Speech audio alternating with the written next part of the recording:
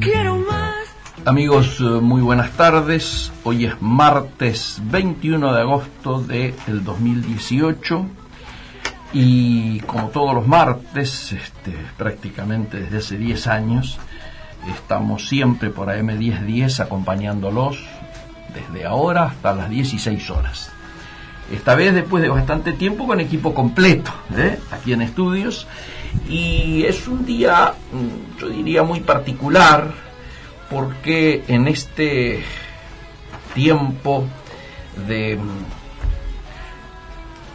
tormentas de frente, que en realidad son crisis, hemos tratado en el día de hoy de tocar básicamente, por un lado, en esta primera media hora, lo que tiene que ver con la agenda del comercio exterior, ¿no es cierto?, el eje central de nuestro programa, pero además hemos buscado que en esta primera hora poder tener opiniones de actores que justamente están tomando algún tipo de actitudes que ustedes están conociendo desde ya, porque todos lo siguen a través de los medios, que están tomando actitudes vinculadas precisamente a el protagonismo que hoy se exige a toda la política a partir de esta situación nueva que se ha abierto en el país y que hemos tocado ya la semana pasada, pero que lógicamente hay muchas novedades que seguramente en la segunda hora vamos a poder también ampliar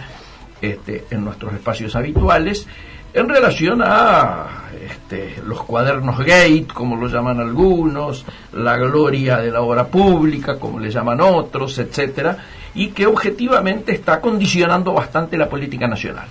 Pero esto no invalida de que en un marco de dificultades sociales crecientes a partir precisamente de una situación económica tan especial, haya movidas y haya contradicciones en inclusive los partidos políticos que integran de a ratos la coalición parlamentaria, ¿no es cierto?, que es Cambiemos. También, por supuesto, en la oposición la movida en todo caso es más ebulliciosa porque pega de lleno lo que está ocurriendo con la justicia precisamente en el campo del peronismo. Así que para esta segunda media hora del programa esperamos contar, los que nos siguen a través de las redes sociales ya lo saben porque lo hemos adelantado, con la presencia de Ricardo Alfonsín. Ustedes saben que Ricardo Alfonsín, junto con Casella, con Federico Storani, con el presidente de la convención Sapia, con Changuí Cáceres, nosotros, etcétera, están intentando generar una convergencia que permita acumular poder para de alguna manera intentar radicalizar la Unión Cívica Radical. Y es un poco lo que vamos a charlar con Ricardo, que ha generado la última novedad en este sentido, porque luego de lo que fue el encuentro donde convergieron todos estos sectores, a los que seguramente se deberá sumar el radicalismo de la capital federal, que de alguna manera tiene como figura, ¿no es cierto?, a Martín Lustó, el primero en generar un dato nuevo fue precisamente cuando yo estaba afuera y lo había anunciado a comienzos de este mes, Ricardo, que lanzó allí desde el emblemático restaurante del radicalismo ahí en La Lina, en Moreno 1949, lo que se denomina el espacio diríamos de pensamiento alfonsinista. Todo esto lo vamos a charlar con él, así que simplemente lo anunciamos ahora. ¿En qué marco se realiza hoy este análisis? Tenemos la presencia en Argentina de una misión del Fondo Monetario Internacional destinada de alguna manera a monitorear cómo va la situación a partir de transcurrir algo más de un mes desde que se iniciara este proceso del stand-by. ¿Qué habíamos dicho como Comisión de Economía del Instituto Radical de Políticas Públicas de la Convención Nacional la misma noche que nos enteramos que Argentina ingresaba nuevamente, regresaba al Fondo Monetario Internacional. Habíamos dicho que las consecuencias iban a ser lógicamente primero una pérdida en la autonomía para la toma de decisiones nacionales, ¿no es cierto?, que vamos a ejemplificarla, la sufre hoy el propio ministro de la Producción, Dante Sica, que ustedes saben ha querido mejorar las condiciones de las pymes argentinas, y uno de los elementos que afectan a las pymes son las altísimas tasas de interés, que hacen que prácticamente sea imposible tener un descubierto o descontar cheques por los valores a los que ha llegado, inclusive con la última variación en la cual estaba en un 40% y ha pasado a un 45% para evitar una potencial corrida que podría haber ocurrido la semana pasada. Para modificar un punto de esas tasas hay que pedir autorización al Fondo Monetario Internacional. Dijimos entonces en aquel momento que las consecuencias más notorias iban a ser en 3 planos. El primer plano, lógicamente, un proceso recesivo que se iba a acentuar, creciente. Si bien técnicamente los economistas dicen, la ortodoxia dice, que hay que esperar 2 trimestres de caída de nivel de actividad para definir que estamos técnicamente en recesión, repito. Sin embargo, ya hay un ambiente recesivo que se vive, yo diría, casi de manera ineludible, y que el propio presidente de la Nación lo ha reconocido, diciendo que espera que haya, luego de transcurrida esto que él denomina tormenta de frente, que haya un rebote en los niveles de actividad para el próximo año. Lógicamente hay un voluntarismo en esta lectura, porque el próximo año es un año electoral, y lógicamente la peor noticia para un año electoral es decir que se continúa en recesión.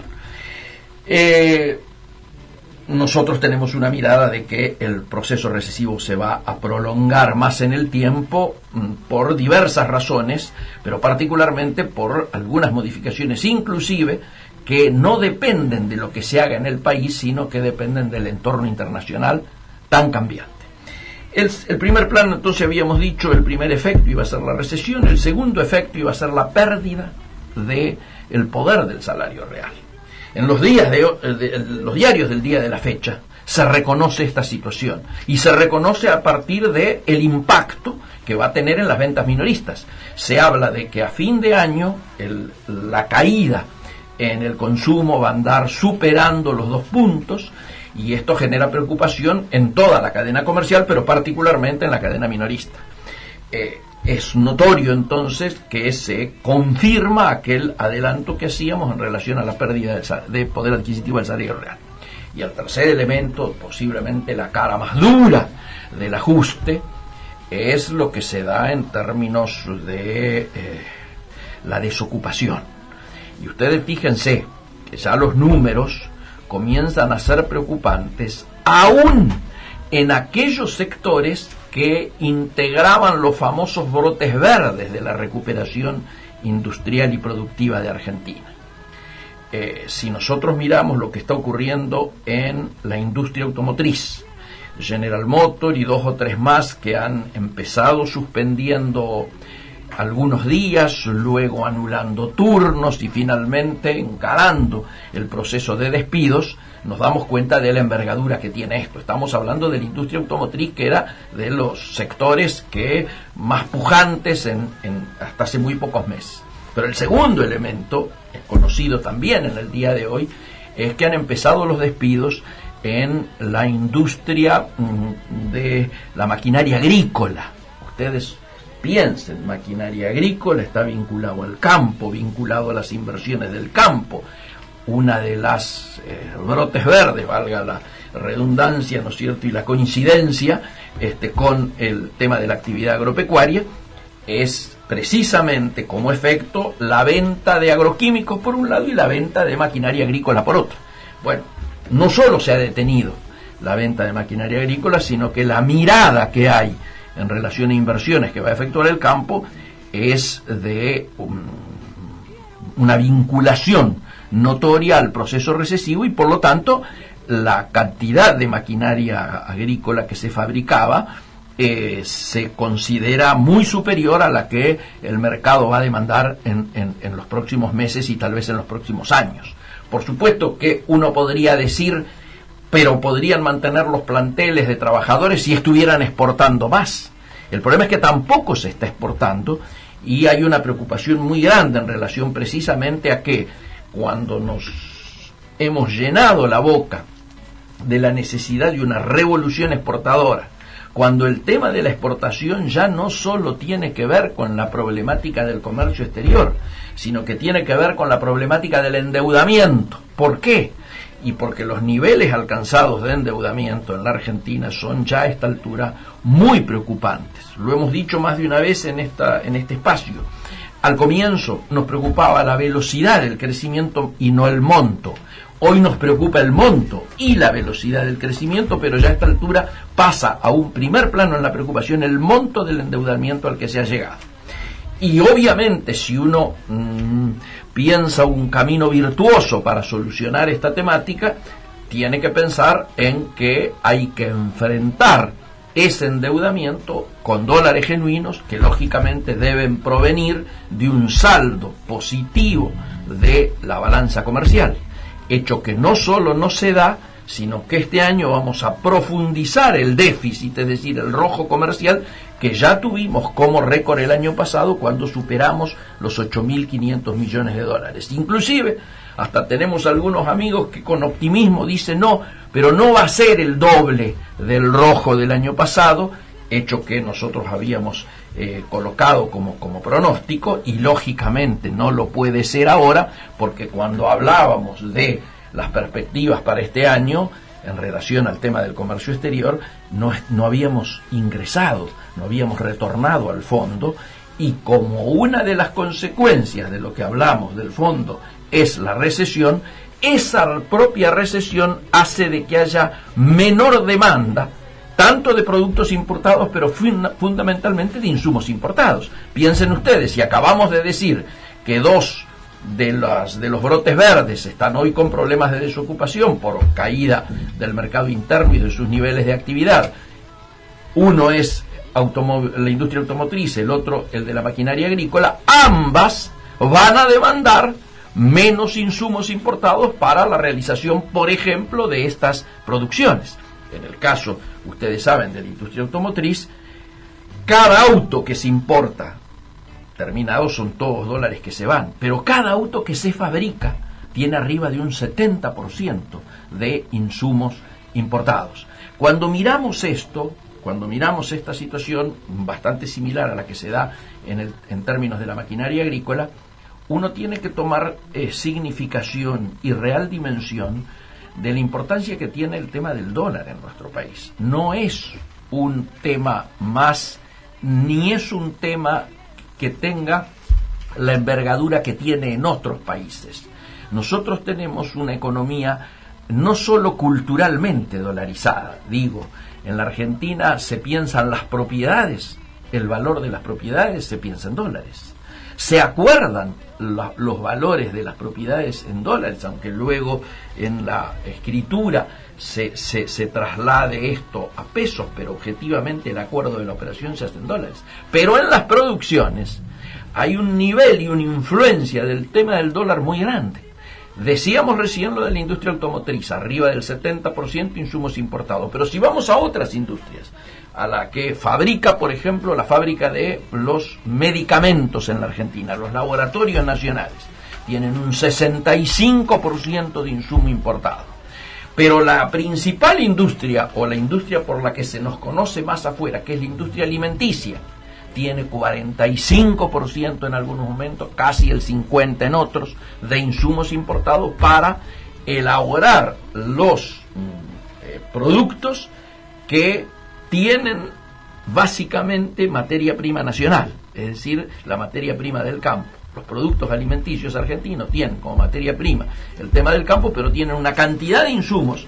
En la mayoría de los casos, inclusive hasta el packaging se hace con papel importado. Entonces, este tipo de cosas tienen que ser tenidas en cuenta.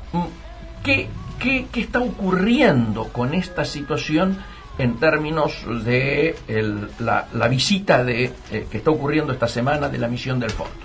La misión del fondo viene con varios objetivos en su agenda. Lógicamente el primero es hablar con los sectores productivos y con los sectores vinculados al gobierno, desde ya. Pero también está poniendo el acento, y yo diría más de lo esperado. De hecho, hoy a la tarde aparentemente se están reuniendo con el triunvirato de la CGT. Se están poniendo el acento en que les contesta cuál va a ser la actitud de la oposición, particularmente en relación a qué, y en relación al presupuesto. El presupuesto que hay que votar de alguna manera tiene que contemplar el acuerdo con el Fondo Monetario. Va a ser la herramienta legal central del cumplimiento de las metas acordadas.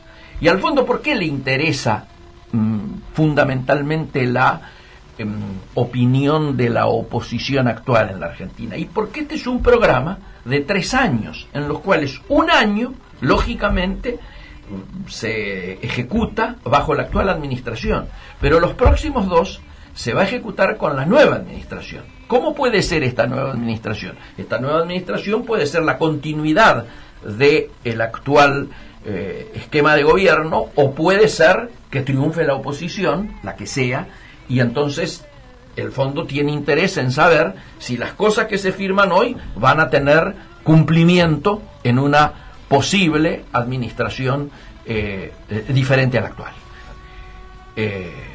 Insisto, el periodo del stand-by tiene un mínimo de 3 años. Hay quien dice que al no poder cumplimentar las metas acordadas hasta ahora, no en esta revisión, porque es la primera y nunca en la primera hay conflictos, lo dijo en estos micrófonos cuando yo estaba afuera, en aquella charla que tuvimos con Patricio Castro, que clarificó y desdramatizó en términos de urgencias temporales el vínculo de Argentina con el Fondo Monetario Internacional, recordando antecedentes internacionales que podían servir precisamente para interpretar nuestra situación.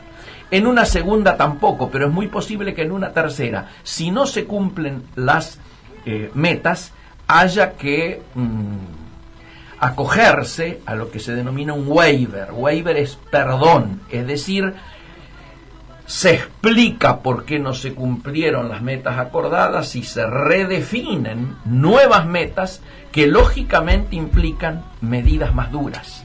Cuando no hay cumplimiento, se entiende que no se hizo el esfuerzo suficiente para el recorte, en este caso del gasto público, y que por lo tanto hay que pensar en una profundidad mayor en el bisturí y tomar actitudes que permitan, al costo que sea, acercarse al cumplimiento de estas nuevas metas que se definan. Por eso es un momento muy difícil, muy particular, y donde hay que observar con qué expectativas el fondo se planta frente a la oposición. Yo creo que es muy posible que trate de hacer un aporte en algo que había reclamado en algún momento, aunque luego Patricio Castro lo relativizó, que es si es o no necesario un acuerdo político, un sustento político mayor, un espaldarazo político mayor que permita la ejecución en los mejores términos del stand-by en marcha. Me parece importante ir redondeando en este tema. Obviamente, todos los sectores políticos hoy están pensando cómo son los horizontes, y en particular algunos sectores como la Unión Cívica Radical están pensando en qué propuestas se pueden plantear en estos tiempos de cara precisamente a ayudar a una recuperación que parece necesaria. Y obviamente, por lo tanto, ejercen su pensamiento crítico, ¿no es cierto?, de la actual situación, pero también la idea es no quedarse en la crítica solamente, sino en tratar de avanzar en propuestas que puedan ser válidas y puedan ser útiles al conjunto de la sociedad. En este sentido, yo quiero cerrar con un chivo, pasando un aviso.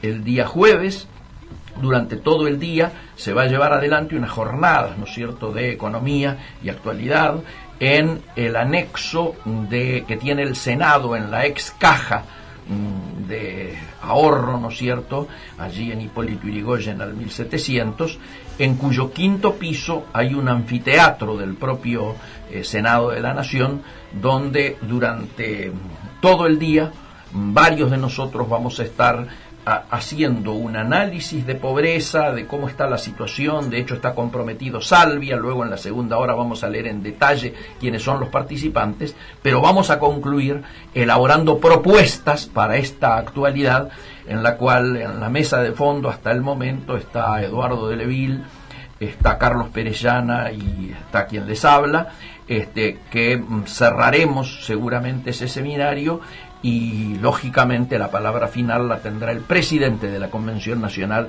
Jorge Sapia, quien viaja desde Córdoba al efecto. Nos parecía importante dejar aquí, vamos a intentar efectuar la comunicación que tenemos prometida para las 14:30 y plantearnos que seguramente para el martes que viene ya vamos a tener las conclusiones de la visita de la misión del Fondo Monetario. Vamos a tener nuevos indicadores económicos, ¿no es cierto? Y seguramente vamos a tener ya las primeras novedades de resolución de la justicia en relación a los arrepentidos y las características que ha tenido o tiene todo este proceso que denominábamos de los Cuaderno Gate. Así que hacemos ya un paréntesis musical y cerramos esto que solemos denominar un editorial. Gracias.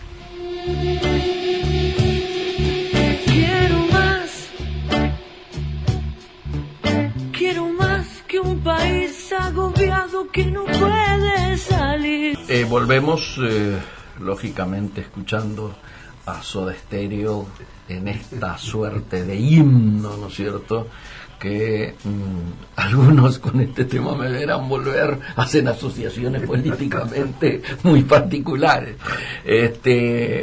Lógicamente estamos en tiempo de buscar nuestra primera comunicación en la tarde de hoy, y estamos viendo de que sigue habiendo novedades en el tema del Cuaderno Gate, y están ordenando la detención de Otero, ¿no es cierto?, que tiene que ver con la terminal de ómnibus, y con todo lo que tiene que ver con el tema peajes y demás, ¿no es cierto? Así que hay una situación en la cual la dinámica que está teniendo el tema de los cuadernos es de una envergadura, yo diría, desconocida en el país. Ya lo decíamos el martes pasado, ¿no es cierto?, cuando teníamos esa situación en la cual empezaron a desfilar empresarios, y el tema de lo inédito que es que aparezcan empresarios por primera vez, ¿no es cierto?, comprometidos, poniendo la cara, reconociendo, de la envergadura, además de los empresarios de los que se trata, que son los principales empresarios del país, hace que tengamos que tener una valorización en relación a la importancia de este acontecimiento, que no deja de llamar la atención, ¿no es cierto? Y que creo que hay que dimensionarlo muy fuertemente. Vamos a intentar ver si podemos tener la comunicación en estos momentos, y si todo anduviera bien, como lo teníamos adelantado a través de las redes sociales, nos debiera estar escuchando Ricardo Alfonsín. Ricardo, ¿escuchás bien desde acá?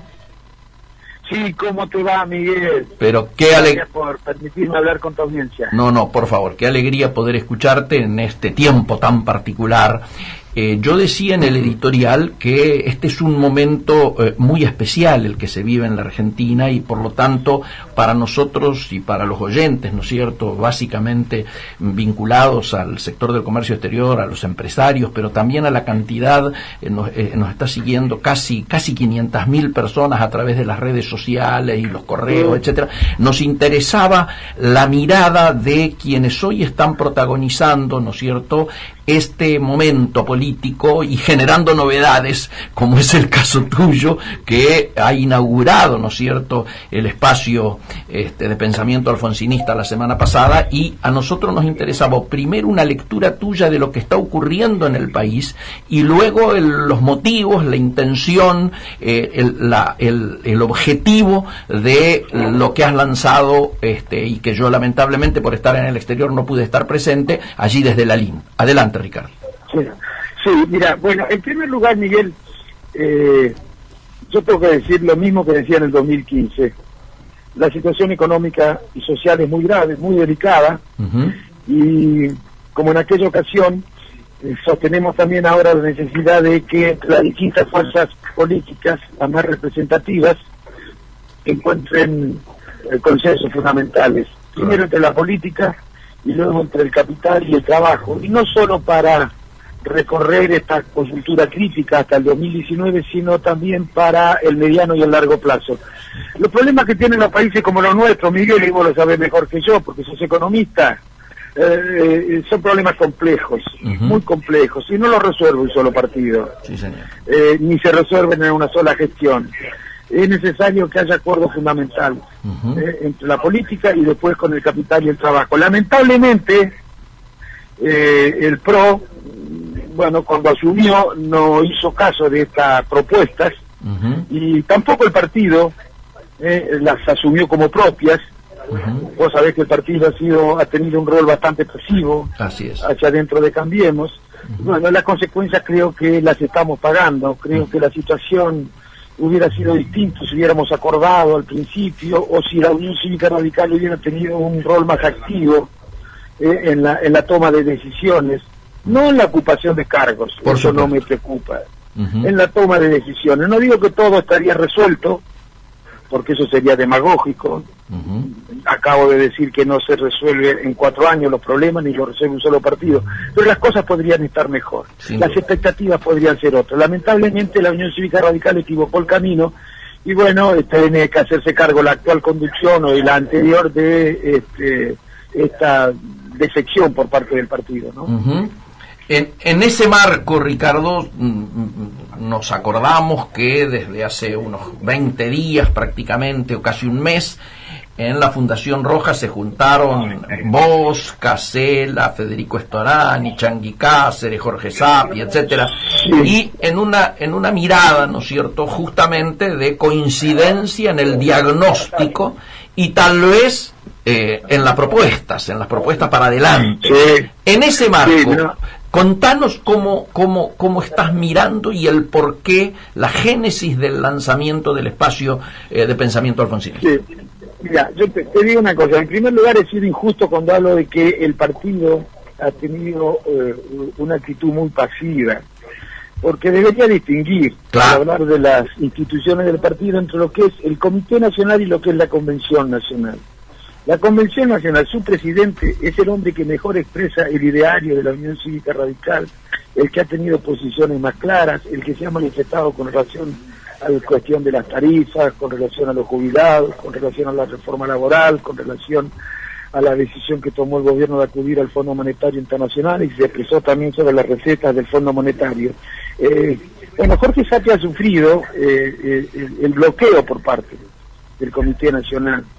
No ha funcionado la convención como podría haber funcionado. Correcto. Debido al hecho de que se trató de ocultar sus posiciones y de que no se conociera cuál era la tarea que viene desarrollando. Este jueves, creo que a las 10:30 de la mañana, en el Congreso va a haber un seminario sobre economía organizado por la Convención Nacional. Sí, señor. Espero que así se pueda conocer cuál es la posición del partido. Bueno, en cuanto a esa reunión, todos estábamos preocupados por reunir a quienes compartimos la misma preocupación por los problemas que tiene el país, no por el partido directamente, sino por los problemas que tiene el país, para ver si podemos lograr una masa crítica que haga comprender a la conducción, al Comité Nacional y a quienes tienen mayores responsabilidades políticas e institucionales que es necesario cambiar de actitud frente al gobierno del PRO. No hay que hacer seguidismo, no hay que ser acrítico.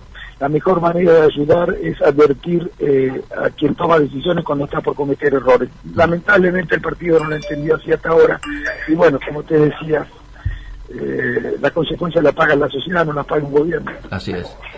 En ese marco, contanos tu mirada en relación a los objetivos del espacio que has lanzado. Sí, mira, todos coincidimos, yo creo que es necesario, con alguna diferencia, pero yo creo que es necesario tener conversaciones con todas las fuerzas políticas.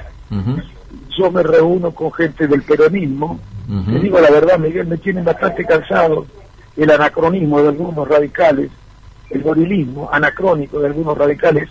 Es como si no se hubieran dado cuenta de los cambios que se produjeron en el sistema de partidos y de las cosas que han ocurrido en la Argentina. Me reúno con dirigentes del mundo de la empresa, y cuando me reúno con ellos nadie se queja en el partido. Ahora, si me reúno con un sindicalista, ahí sí algunos se sorprenden de que me reúna con un sindicalista. Es como si hubiera algún prejuicio de clase, ¿no? Sí, señor. Bueno, me reúno con gente del socialismo, me reúno con gente del GEN, sí. Me reúno con gente de otros partidos políticos, expresiones provinciales, y me reuniré con cuanto sea necesario. Sí, sigo creyendo que es imprescindible para la Argentina hacer lo que se hizo en otros países del mundo, sí, señor, para superar situaciones difíciles como las que tenemos que superar nosotros. Correcto. Por ejemplo, Europa después de la Segunda Guerra Mundial. Devastados los países de Europa. ¿Y qué creen?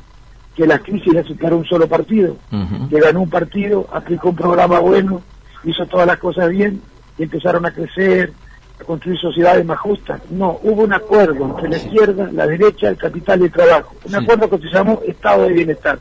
No digo que hoy las recetas tengan que ser las mismas, pero en la Argentina necesitamos sí el mismo mecanismo, acuerdos. No vamos a salir de las dificultades si seguimos en la grieta, si seguimos descalificándonos, agrediéndonos. La gente está harta de vernos pelear, quiere que seamos capaces de acordar cuestiones fundamentales. Sí, sí. Vos fijate... En eso estoy, Miguel, en eso estoy. Buenísimo. Vos fijate, Ricardo, que hasta un tipo que todavía, digamos, no ocupa este espacio que nosotros solemos recorrer, sacó este fin de semana un trabajo en uno de los diarios importantes diciendo que con la grieta no podemos pensar en desarrollarnos. Manes. No sabía. ¿Quién es? Manes, Facundo Manes sacó un escrito que, sí, bueno, pero... hasta él, digamos, tiene esta mirada de que hay que salir del tema de la grieta, porque la grieta no solo no nos permite resolver los problemas estructurales, sino que ni siquiera nos permite enfrentarlos. Por eso es muy importante esto que vos estás haciendo, Ricardo. No, pero mira, y nosotros muchos, vos también, Miguel, lo venimos diciendo desde el año 2015. Así es. No ahora que los datos objetivos demuestran que la situación no solo no ha mejorado después de 2 años y medio, sino que en algunos aspectos se ha complicado. Lo veníamos diciendo desde el año 2015. Y creo que, reitero, cualquiera que lea un poco de historia comprobará que tiene fundamento lo que decimos cuando afirmamos que solo a través de soluciones de compromiso han ido progresando los distintos países en el mundo. Y para eso voy a trabajar, y además también voy a trabajar para recuperar el sistema de partidos.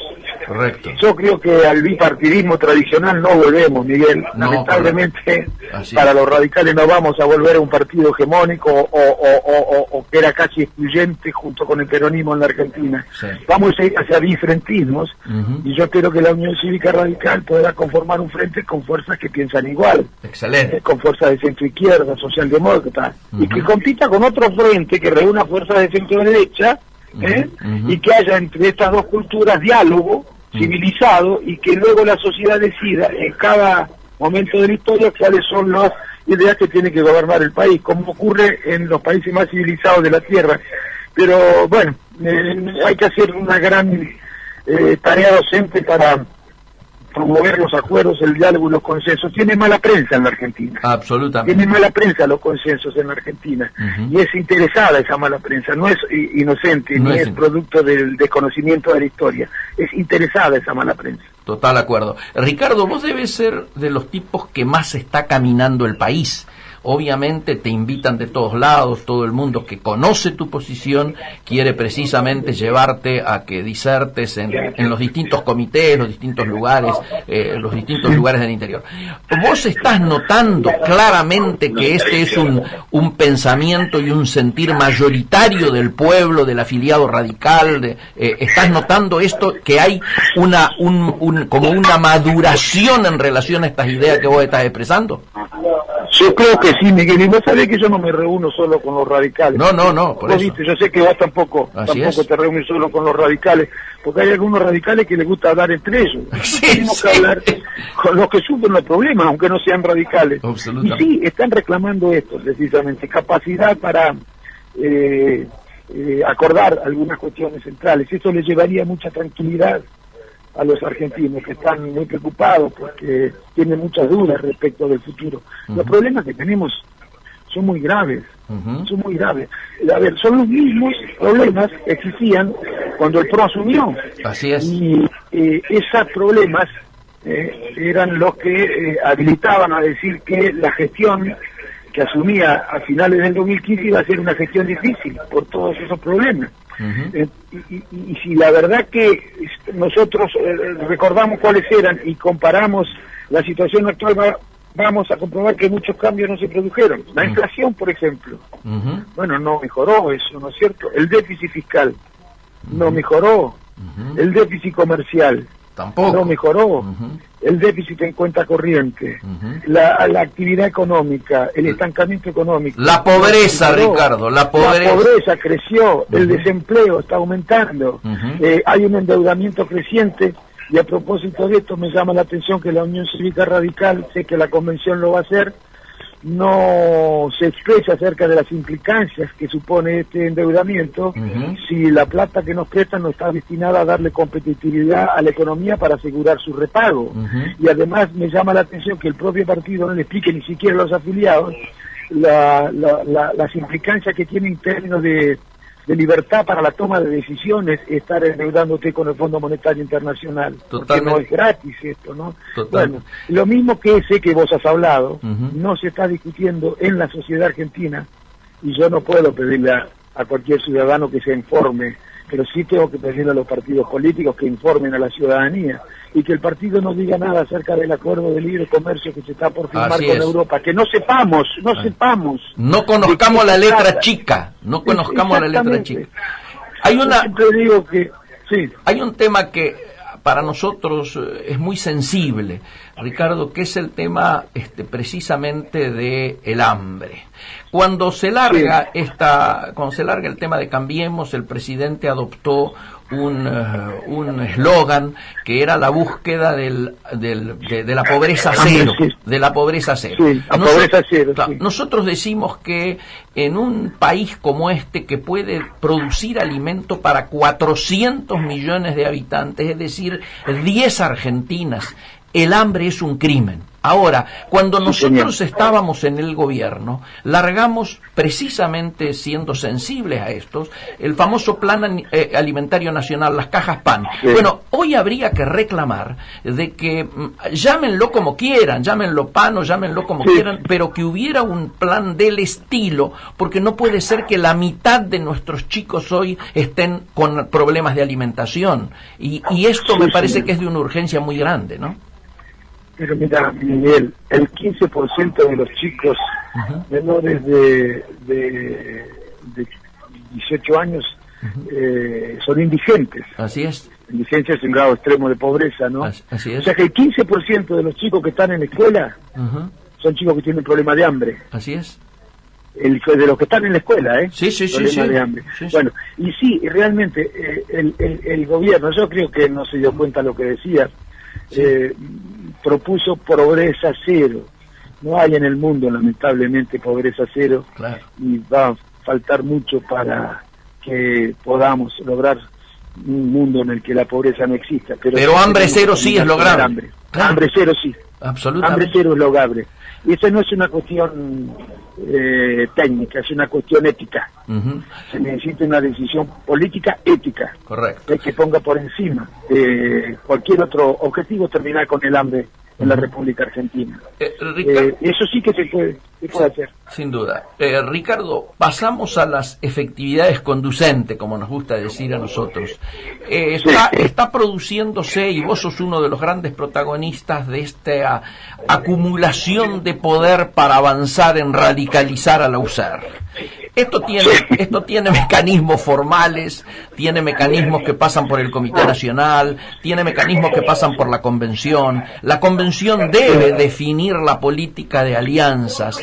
¿Cómo estás mirando que va a evolucionar el rol del radicalismo institucionalmente de cara al año que viene electoral? Porque en todos lados nos preguntan, che, ¿siguen juntos, no siguen juntos? ¿Dónde van a estar? ¿Cómo van a estar? Y hay que estar explicando cómo son las formalidades en nuestro partido. Por eso me interesa tu opinión. Sí, con preocupación. En primer lugar, con preocupación porque yo nunca vi una conducción, Comité Nacional y una dirigencia tan alejada y divorciada del ideario de la Unión Cívica Radical, de su historia, del pensamiento de los hombres que mejor encarnaron la identidad de la Unión Cívica Radical. Yo eso nunca lo vi. Uh-huh. Nunca vi en la Unión Cívica Radical tampoco debate.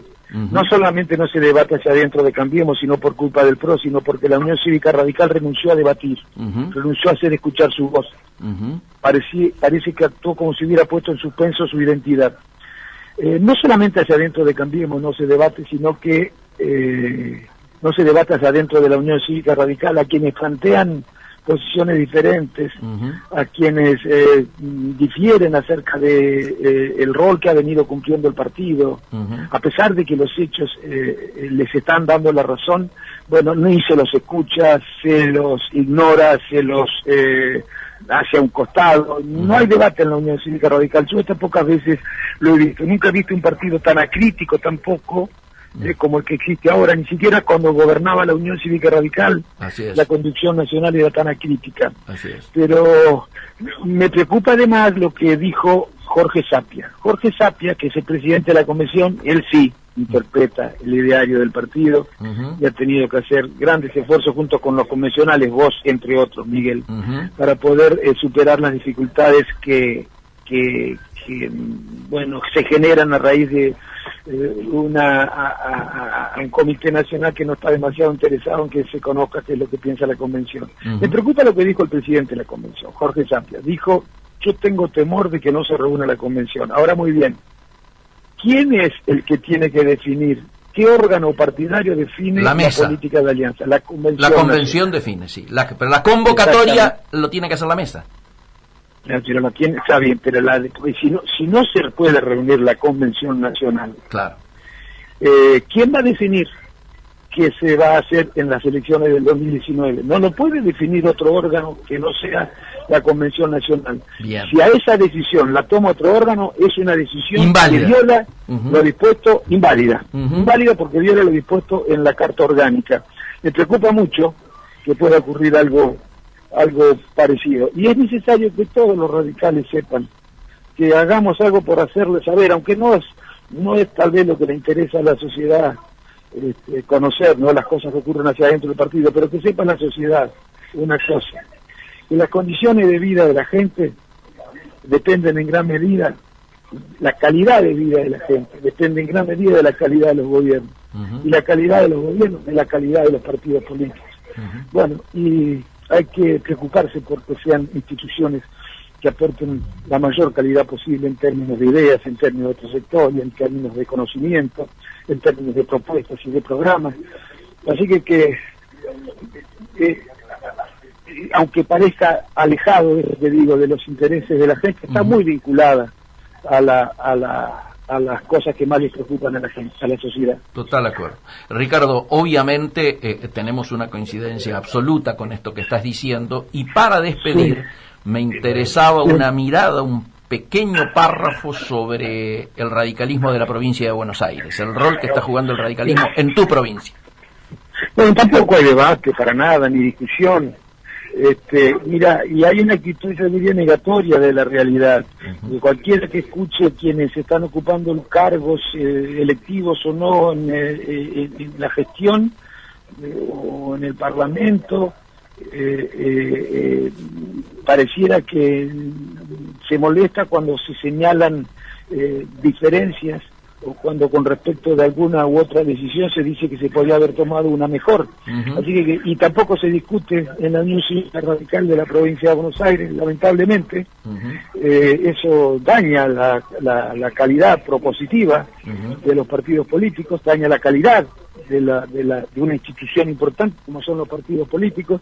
Esperemos que empiecen a reverse estas cosas. Nosotros con Cachi, con Freddy, con el Changi, con vos y con otros, muchos estamos haciendo un sacrificio porque estamos convencidos de que hay que tratar de recuperar a la Unión Cívica Radical, radicalizar la Unión Cívica Radical. Nunca vi a la Unión Cívica Radical tan alejada de sí mismo como en estos tiempos. Total acuerdo. De acuerdo. Ricardo, como siempre, un placer contar con vos y poder escucharte, y yo estoy seguro de que hemos ampliamente satisfecho la expectativa que tenían nuestros oyentes, por lo tanto te mandamos un gran abrazo y un agradecimiento, y un día seguramente vamos a tenerte aquí en estudios. Pero con mucho gusto, Miguel, un abrazo muy grande y te felicito por el programa. Gracias. Muchísimas gracias. Chao. Amigos, ustedes lo escuchaban directamente, Ricardo Alfonsín, ex candidato presidencial del radicalismo por su línea interna, ¿no es cierto?, que ahora se encuentra, como él bien lo enunciaba, en una convergencia, ¿no es cierto?, de sectores que de una u otra manera están intentando un golpe de timón, yo diría, en el mejor sentido de la palabra, de esta nave que es la Unión Cívica Radical, para aportar de mejor manera en un tiempo tan difícil como el que vive nuestro país. Una reflexión, Héctor. No, me parecieron definiciones muy, muy importantes. Anoté aquí lo que pude. La frase final me parece significativa para la Unión Cívica Radical, diciendo que hay que radicalizarla. También coincido en que se puede lograr un hambre cero en un país que produce alimentos para 400 millones de habitantes. Lo de pobreza cero es una frase, porque es un término relativo. Pobre en relación a qué, ¿no? Así que eso es más complejo. Pero Alfonsín tiró un tema para el debate, que es: se acabó el bipartidismo. Sí. Ahora viene el bifrontismo. Bifrentismo. Correctísimo. Bifrentismo. Y dice que, ¿cómo? Grandes líneas para que finalmente la sociedad decida, pero que para que la sociedad decida tiene que haber un acuerdo, tiene que haber un diálogo, tiene que haber un compromiso. Ahí me parece un tema central para profundizar, ¿no? No, esto que vos traes creo que es el primer elemento, diríamos, macro importante en términos de definición. En términos partidarios, el elemento central es este planteo que hace, bueno, si no reúnen a la convención, ¿quién define la política de alianzas? Y declara como inválido si esta decisión la toma otro organismo que no sea la convención.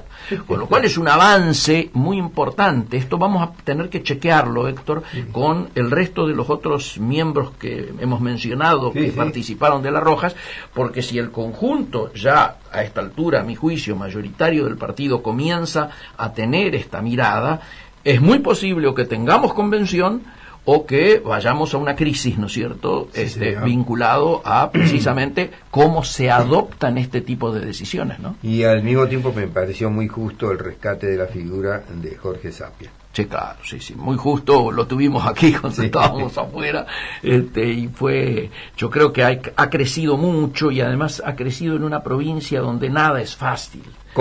Córdoba, donde el presidente ha elegido como aliado no a la gente que integró Cambiemos, sino al gobernador Schiaretti, con quien tiene una larga amistad, inclusive hasta intereses, ¿no es cierto?, muy muy reconocidos. Y bueno, que en momentos en que se pierde una figura señera como fue Eduardo Angelós, ¿no es cierto?, y esa línea donde está Sapia queda de alguna manera en tiempos de reorganización, es muy importante el rol institucional y el aporte que ha hecho al partido Jorge Sapi.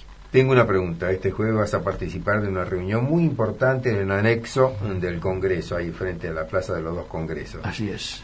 El acceso libre. Es libre. Libre y gratuito. Luego vamos a pasar todas las direcciones, exacto, los horarios, las distintas mesas, para que la gente pueda sumarse en el momento que quiera. Todo esto en la segunda hora del programa. La segunda hora del programa. Señores, hacemos ya el intervalo y retornamos luego del mismo.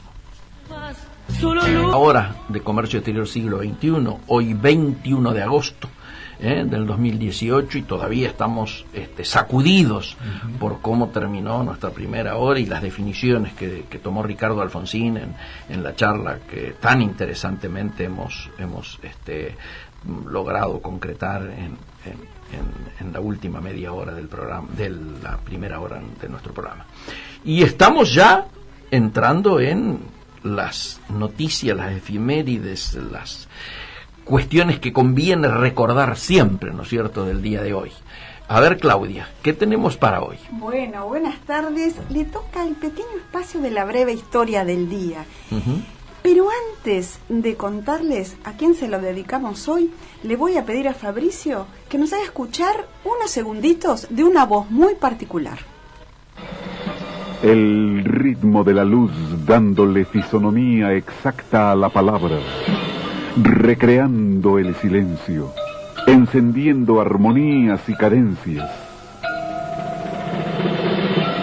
El equilibrio y su constante duda. ¿Quién no tiene en su rostro y en su voz propias la compañía elegida para estar a solas? A solas.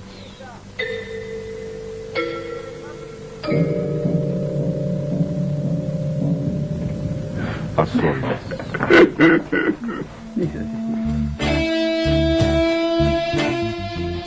Bueno, recordarán esta voz, ¿no? Hugo Guerrero Martínez. Exactamente, porque un día como hoy, pero de 2010, falleció a los 86 años. Era locutor, conductor de televisión y se llamaba Hugo Tomás Tiburcio Adelmar Guerrero de Ávila Martínez.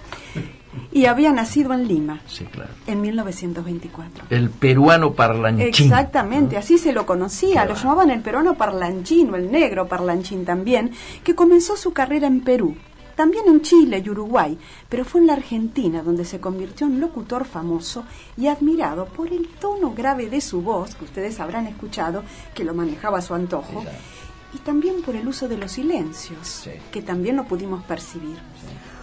Era capaz de quedarse callado un segundo, 2, 3, 4, los que él quisiera, lo que jugara necesario para crear suspenso y lograr la atención de los oyentes que estaban deseosos de escuchar la palabra siguiente. Era irreverente, irónico, sarcástico en sus comentarios, que los matizaba con una risa particular, que también lo escucharon, y fue reconocido como uno de los mayores innovadores en el medio radial. Así es. Por esta intimidad que él creaba en los diálogos con los personajes que entrevistaba. Y no solo por eso, se tomaba algunas libertades muy particulares. Yo lo tengo muy asociado a mi época de estudiante universitario, que lógicamente estudiábamos con la radio. Sí. La anécdota que voy a traer es muy importante porque además es un agradecimiento de una personalidad hacia él. Yo era del sur y lo había conocido en un tren al Pepe Larralde, a José Larralde. Entonces, circulaba Larralde en un círculo, vaya la redundancia, muy pequeño. Siempre era un underground. Claro. Y un determinado momento saca su, no primer disco, pero sí su primer herencia para un hijo gaucho, que era un long play, que luego hubo 3 herencias para un hijo gaucho tan exitoso, que duraba todo un lado y todo el otro, eran todas ¿qué hizo Martínez? Se enamora del disco y lo pasó entero, entonces se tomó sin publicidad, sin nada, sin cortarlo, sin interrumpirlo para nada, pasó entero herencia para un hijo gaucho. casi... 2 horas casi de programa. Sí. Bueno, o sea, esas libertades y licencias de las tomaba sin problema por el poder que tenía y la personalidad que tenía, ¿no? Fíjense que tuvo éxitos radiales muy, muy memorables, como el Club de los Discómanos, Splendid Show, El Show del Minuto y Reencuentro. También hizo Reencuentro y Sabor y Color de Brasil por televisión, pero su programa más exitoso se llamó A Solas, que también lo mencionamos en ese espacio que escuchamos, que se emitía en vivo y consistía en entrevistas íntimas a celebridades y personalidades y donde le preguntaba todos los temas, incluso sobre sexo. Por lo que fue censurado, porque en esa época todavía había mucha censura para esos temas que eran considerados tabú, no solamente por el gobierno, que fue censurado por todos los gobiernos, sino también por la sociedad pacata, ¿no? No obstante, en 1986, A Solas recibió el Martín Fierro por ser el mejor programa de televisión por cable. También fue galardonado en 1987 con 2 premios Conex en el rubro Comunicación y Periodismo, Premio Conex de Platino Radial y un diploma al Mérito Radial. Y en 2007 también recibió el Premio Éter a la Trayectoria. Pero no solamente fue locutor y conductor, sino que también fue escritor. Porque hay 3 libros que lo recuerdan. De hastío, Los gatos y los días, que lo escribió en 1976. Y luego, 20 años después, escribió Señoras y señores, toda esta gente y Pasto de sueños. Junto a Cacho Fontana, Héctor Larrea y Antonio Carrizo, integró el grupo de los mejores y más reconocidos locutores de radio de las últimas décadas. En el 2000 se le diagnosticó un cáncer de vejiga, pero se sobrepuso. Sucede que en su vejez vivió con mínimos ingresos. No sé qué habrá pasado con todo el dinero que ganó después de una larga trayectoria, pero estaba al borde de la indigencia. Y solamente lo ayudaban los 3 hijos, que había tenido de matrimonios diferentes, y él vivía en un monoambiente. Acorralado por el desempleo, tuvo que rematar sus tesoros tecnológicos para poder comer, que era una consola de sonido, un mini disc, micrófonos, alguna que otra chuchería. A los 83 años se había ofrecido, para poder mantenerse, dar charlas a domicilio, y por lo que le quisieran pagar. Una vez un anfitrión le pagó 500 pesos. Pensemos que esto allá hace más de 20 años, casi 30. Y le dijo, hacía un año que no veía tanta plata junta. Él, que ganaba muchísimo dinero. En 2009, para ayudarlo, el periodista Mauro Viale lo contrató para participar en un programa en Radio Rivadavia, pero duró poco tiempo, porque sabemos que tenía un carácter muy especial, muy irascible. Y al año siguiente se pelearon a trompadas en la puerta de la radio, porque Guerrero decía que nunca le habían pagado un centavo de su sueldo. Eso no se sabe si fue así. Ya había sido desalojado del departamento en el que vivía. En realidad, además, dormía donde podía. En julio del 2010 fue internado en un hospital neuropsiquiátrico ya en estado de desnutrición. Y el 21 de agosto del 2010 también fue víctima de un paro cardiorrespiratorio y falleció en el Hospital de Clínicas de la ciudad de Buenos Aires. Tuvo fama y mucho dinero. Llegó a ganar $20.000 por mes en su mejor época. Sin embargo, falleció en la pobreza. Como diría Osvaldo Soriano, tuvo un triste y solitario final. Te cuento, este final era muy duro. Yo soy amigo de Quique Fernández Cortés, que tenía un rol importante en Radio Rivadavia, ¿no es cierto? Bueno, antes de que se entrara Cetra y compañía. Muchas noches, cuando íbamos a reportajes o que me llamaba o lo que sea, yo entraba y el negro Guerrero estaba durmiendo en los taburetes de la entrada, donde los asientos de la entrada. Bueno, dormía en Radio Rivadavia. Entonces, una de esas veces me encuentro con Quique Fernández Cortés y me dice que muchas noches se quedaba durmiendo dentro de la radio. Qué terrible. Cuando ya había perdido el departamento y todo. Por eso te decía, lo de la ayuda de los hijos es relativa. Porque en el final yo te diría que hubo... Murió abandonado. Mucho abandono. Sí. Y eso de participar de reuniones familiares a cambio de que le dieran algo, tenía un motivo esencial, que por lo general lo invitaban a cenar. Y que era su comida del día. ¿No? Tremendo. Y en eso que mencionaban de las creatividades de él, en ese programa Solas que acaba de mencionar Claudia, la creatividad también pasaba no solo por los silencios, sino por las cámaras, que a veces enfocaban las manos simplemente, o ángulos totalmente novedosos e infrecuentes, incluso hoy en la televisión. Sí, sí. Yo tenía amigas que le grababan cuando él leía poemas, porque tenía esa manera de modular, ¿no? La lectura de poemas era espectacular. Sí. Bueno, interesante el recuerdo en la historia del día, la verdad. Y muy radial. Muy radial, muy vinculado a lo nuestro, sin duda. Caballeros. Estoy escuchando como música de fondo la característica de la radio. Pues ahí está perfecto. Entramos a sus marcas. Claro. Sí, bueno, primero voy a pasar una información que a mí particularmente me interesa, mi doble condición de hombre que difunde los temas de bien público y también como miembro honorario del Consejo Publicitario Argentino. Este premio, que se denomina Obrar, que fue instituido hace 9 años por el Consejo Publicitario Argentino, tiene esa particularidad. Son todos avisos de bien público. Y hasta el 2 de septiembre, todas las agencias, grandes empresas, pymes, ONG, organismos públicos, instituciones y estudiantes universitarios de todo el país que hayan desarrollado una campaña de comunicación de bien público pueden presentar sus casos para participar de esta nueva edición. La verdad que es un gusto para mí. Ya te dije que tengo principal predilección por los avisos de los anuncios de bien público, y como decía el ministro Guardini, necesitan de la mejor creatividad. El jurado realmente es un lujo, ¿no? Porque ahí está Sebastián Wilhelm, que es socio fundador de Santo, la agencia esta que hace estos agencias tan innovadores también para Coca-Cola, es una de las agencias de Coca-Cola. Mari Tijan, presidente de Kendar y del Consejo Publicitario Argentino. Carla Magdalani, directora nacional de comunicaciones del Instituto Nacional de las Mujeres. Florencia Zaguier, de los Zaguier, sí, claro, Mitre, que es la directora ejecutiva de la Fundación La Nación. Eber Martínez, director del ENACOM. Quito Oneto Gaona, director general creativo y ejecutivo de RAP Argentina. Victoria Cole, gerente general de Gunderman Buenos Aires. Gunderman, ya lo dijimos aquí, en este momento es la agencia más grande de la Argentina, la agencia de comunicación que excede la publicidad. María Pérez Colman, jefa de publicidad de YPF. Pablo Sánchez Rubio, CEO de Grey Argentina.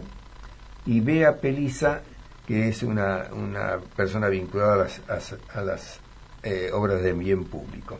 Bueno, esta es una invitación que realmente vale la pena tener en cuenta. En otro orden de cosas te digo, bueno, siempre la publicidad está atenta a ver de qué puede, cómo puede ser más efectiva y demás, y acaba de tener difusión un reciente estudio que hizo nada menos que el departamento publicitario de Walt Disney. Y fíjate vos que para alentar a los publicitarios tenemos en cuenta que el 67% de los niños reciben con agrado y con sentimiento positivo a la publicidad. ¿Y qué es lo que prefieren estos chicos que están encuestados entre 15 entre los 6 y los 13 años? Es anuncios de cortos, entre 15 y 20 segundos, especialmente los que se destacan por ser dinámicos, ¿no es cierto? Bueno, este tema es así alentador en cuanto a la recepción de la publicidad.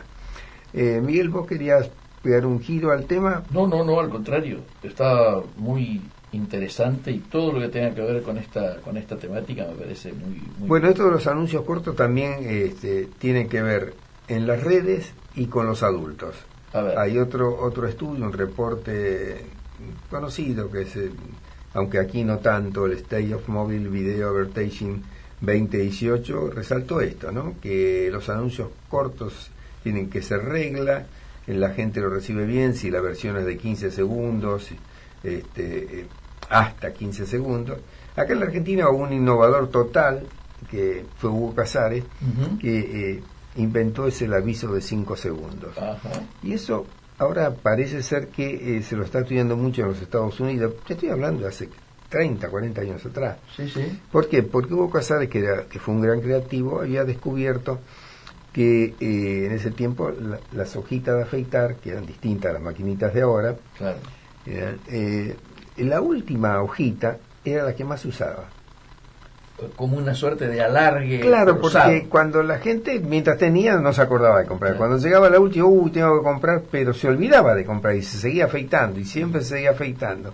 Entonces descubrió esa beta y simplemente creó un aviso que decía: señor, tiene hojitas Gillette para mañana. Buenísimo. Claro, duraba 5 segundos. En ese tiempo los avisos mínimos eran de 30 y el problema era que los canales no lo querían pasar por televisión. Y el primero que vio la solución fue Romay. Dijo, sí, yo los paso. Porque dice, ¿por qué voy a pagar por 30 segundos un aviso que yo resuelvo en 5 segundos? Que era muy efectivo y cumplía con las funciones de la publicidad, que es vender. Excelente. Así que ese es un tema que siempre tiene vigencia en la terminología publicitaria. Hay un concepto que se está tratando de elucidar ahora, que es paz sin guerra. ¿Qué es eso de paz sin guerra? Hay una iniciativa que busca luchar por la paz desde su definición.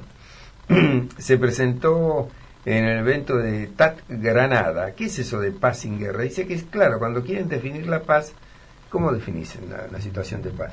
Todo dice la ausencia de guerra, no la lucha. Dice, no, ¿por qué? Entonces, ese es el desafío. Y dice que actualmente hay 43 países en guerra, donde siguen naciendo y creciendo niños que no conocen el significado de la palabra paz. Si se busca el significado de paz en el diccionario, la definición contiene la palabra guerra. Así como uno dice, la ausencia de calor es frío, o la luz la oscuridad es la ausencia de la luz.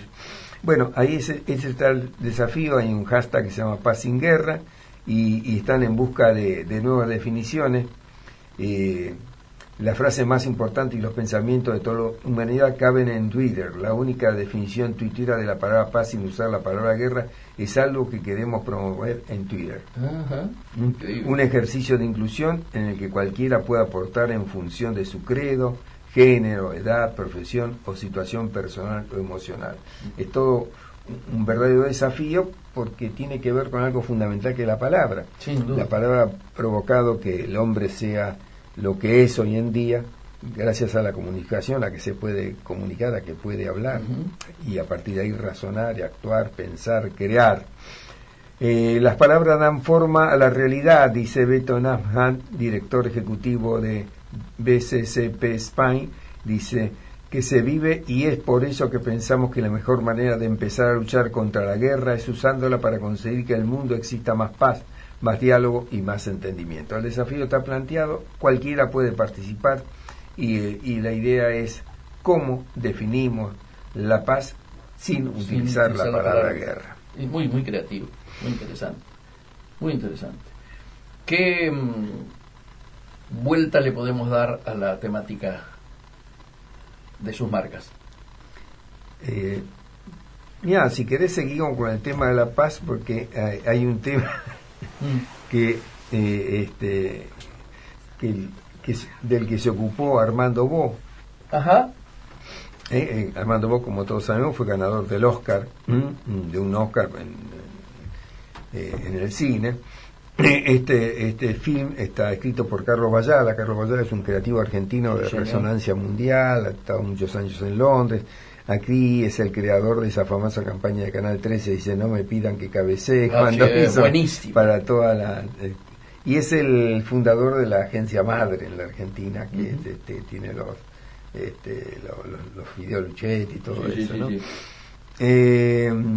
Y esto está pensado en Londres, tiene música de Brian Eno, o sea que es grande la cosa. Y este cortometraje tiene esta particularidad. Se ve a una paloma luchar por la vida.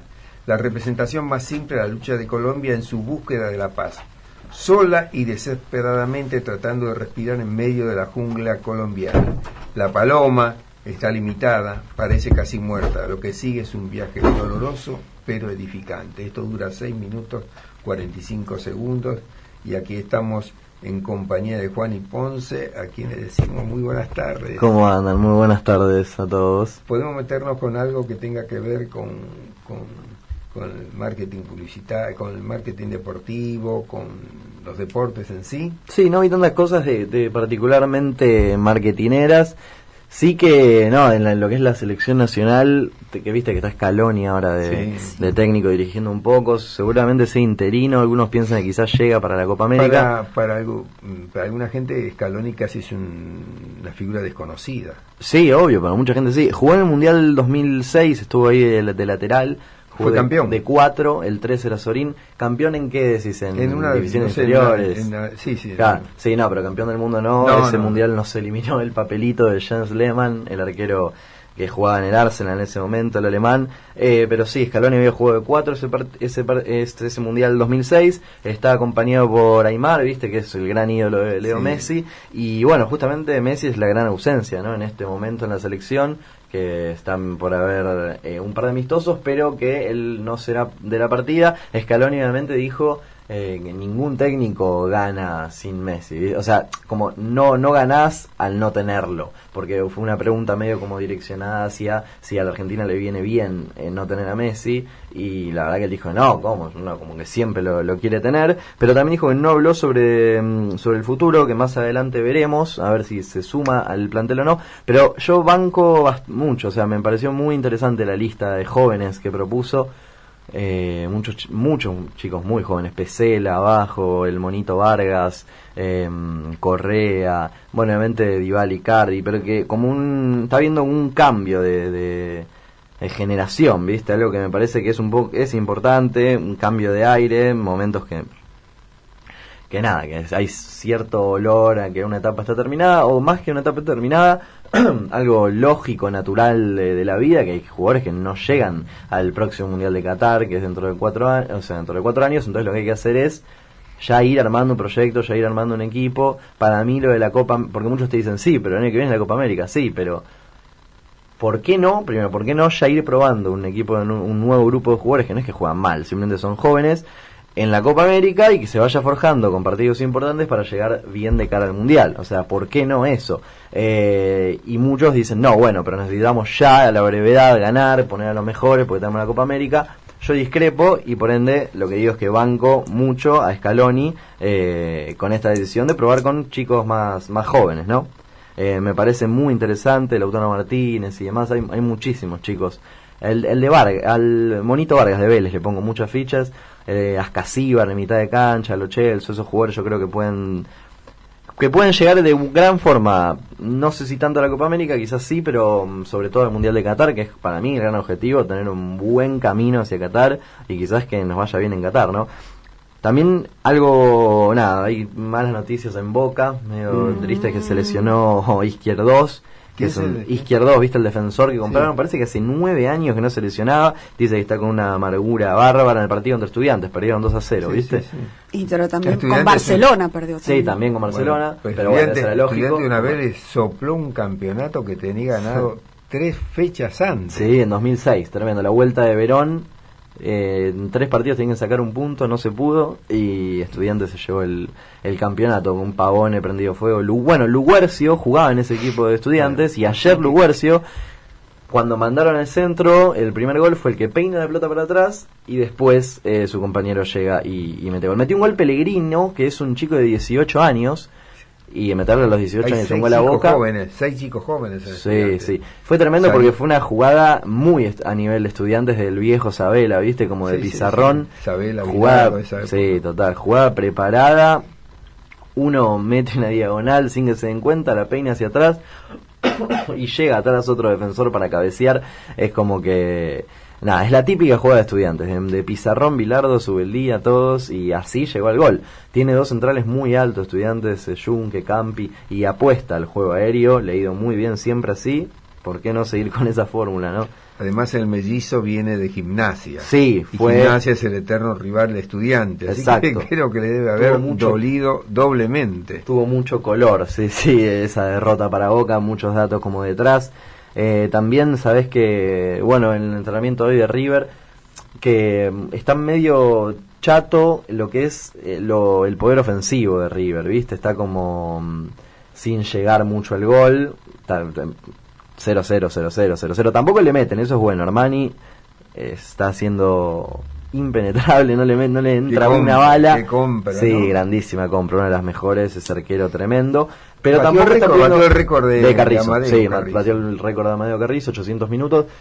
Lo que sí tampoco estaban pudiendo concretar lo que es el gol, ¿no? Y eso es delicado. Pero hoy en la práctica del día de hoy, Borré parece que metió varios goles, jugó muy bien y conectó muy bien con su compatriota, con Juan Fernando Quintero, que es el mejor jugador que tiene River hoy en día, el enlace, el creador. Parece que anduvo muy bien con Borré, así que esperemos a ver que al no estar Escoco, porque Escoco está como con una pequeña lesión, si quizás contra Racing el que llegue y el que comparte el ataque con Prato es Borré. Prato que no está en un buen momento, el Piti Martínez que no está en un buen momento, y encima River no podrá contar con Poncio, no podrá contar con Poncio porque tuvo la roja en la ida, entonces no lo tendrá en la vuelta, nada. Va a ser cuesta arriba para River, veremos qué ocurre, es el 29 el partido en el Estadio Monumental de Núñez. Así que nada, estamos ahí con las novedades, ver qué ocurre. También, bueno, otro de los que vuelve a la selección, que volviendo al tema anterior de lo de Scaloni, que había estado relegado, es Rulli, que era arquero de Real Sociedad. Buen arquero, bueno. Es un buen arquero, pero bueno, viste, quizás no tuvo hasta ahora el nivel esperado como para poder haber sido parte del Mundial pasado. Arrancó muy bien en España, pero después bajó. Joven. Sí, Rulli, Armani, el chiquito Romero. Sí. Ya está. Sí, tenemos. Romero no creo que... Hay un Navarro todavía, creo que es el arquero de San Lorenzo. Sí. Veremos cómo... Arqueros hay. Marchesín, no, arqueros hay. Sí, arqueros para mí no es el problema. En la defensa, yo confío mucho en Pesela. Pesela me parece que debería empezar a tener un rol protagónico. Hoy en día la selección formaría Pesela Funes Mori, la dupla central, que es el rey de la época ganadora de Gallardo en River. Tremendo. Bueno, y con respecto al partido de River Racing, Donati, el central y quizás una de las figuras de Racing, que no estuvo en la ida, sí estará en la vuelta. Estaba lesionado. Claro, sí, pero sí estaría en la además tiene vuelta. poder ofensivo, ¿no? Exacto, gana mucho de arriba. Sí. Otra cosa negativa para River es que en la práctica de hoy Enzo Pérez tuvo que abandonarla por un doblez que tuvo en el tobillo. No confirman que haya sido 15, pero se dobló, y lo bueno es que Montiel, que venía medio jodido, se pudo entrenar con regularidad. Había jugado Moreira en su lugar el fin de semana, pero Montiel ahora está para jugar. Veremos a quién prefiere Gallardo. En mi opinión, Moreira es un lateral que me encanta. El 4, el paraguayo, me parece excepcional. Tiene que seguir jugando para mí de titular.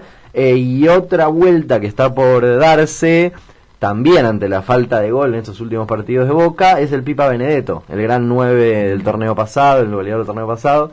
Benedetto, que bueno, es un 9 temible por cualquier defensa, un olfato goleador brutal, una definición espectacular, un tiro muy potente, patea desde cualquier lado y es una situación peligrosa. Interesante, ¿no? Sí, así que veremos cómo es la vuelta de Benedetto y si se produce justamente este fin contra Huracán, ¿no? Sabés que Armani está pasando por una situación complicada, ya que hablábamos de Armani recién, de que se lo está vinculando mucho con Mbappé, ¿viste? Y lo están cargando mucho por situaciones del Mundial.